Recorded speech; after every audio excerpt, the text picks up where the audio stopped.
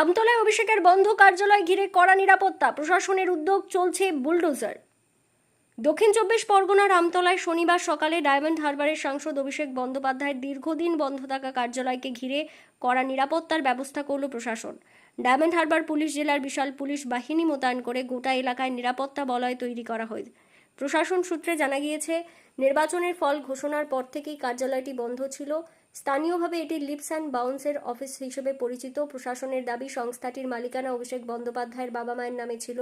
জেলা প্রশাসনের পক্ষ থেকে ভবনটিকে অবৈধ নির্মাণ হিসেবে চিহ্নিত করে নোটিশ জারি করা হলেও নির্ধারিত সময়ের মধ্যে জেলা পরিষদে কেউ হাজিরা দেননি বলে প্রশাসনিক সূত্রের দাবি।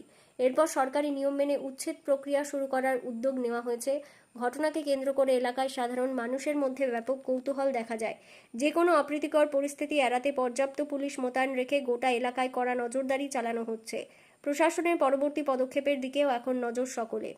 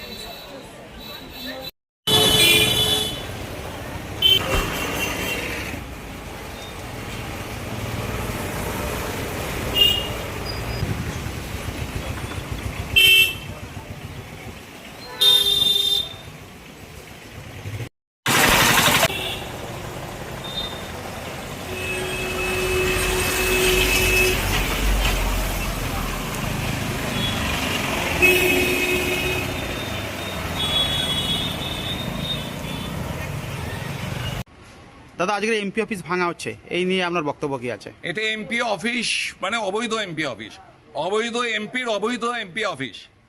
অভিষেক ব্যানার্জি একটা অবৈধ এমপি, ছাপ্পা ভোটে জেতা এমপি, যে মানুষের গণতান্ত্রিক অধিকারকে প্রয়োগ করতে দেয়নি। ও এখানটায় এই রাতারাতি একটা বেকারিকে পুড়িয়ে, সেই বেকারিটাকে পুড়িয়ে ওই 4 তলা অবৈধ বিল্ডিংটা করে, যার কোনো পারমিশন ছিল না, এবং ওই জমিটা কেনা হয় লিপস অ্যান্ড বাউন্সের নামে, যেটা হাইকোর্টের থেকে সিজ করা আছে। ওই জমিটা, সেই জমিটাকে ইডি সিজ করে গেছে। সেই জমিটার বিল্ডিংটা একটা অবৈধ, সেইটাকে আজকে প্রশাসনের পক্ষ থেকে ভেঙে দেওয়া হচ্ছে। এই জন্য আমাদের মাননীয় মুখ্যমন্ত্রী, আমাদের আদরের শুভেন্দুদা, আমাদের ডিএম, আমাদের এখানকার এসপি, পুলিশ প্রশাসন, সকলকে আমি ধন্যবাদ দেব যে এতদিনে আমাদের যে দাবিটা ছিল, যে এই অবৈধ বিল্ডিংটাকে শেল্টার করে অভিষেক ব্যানার্জি যেভাবে ক্রিমিনাল রাজ শুরু করেছিল, এবং এখানে পুলিশ প্রহরায় যেভাবে ক্রিমিনাল থাকতো, সেই ক্রিমিনাল রাজের আজকে প্রথম ধাপটাকে ভাঙা হলো, এবং এরপর আস্তে আস্তে সব হবে, এবং একদম সর্বশেষে ভাইপোকে গাড়োতে পোড়ানো হবে। এটাই ডায়মন্ডবাসীর ইচ্ছা, এবং আশা করব বিচার ব্যবস্থা এবং প্রশাসন আমাদের বিশ্বাস আছে, এবং আমাদের সেই স্বপ্ন সফল হবে।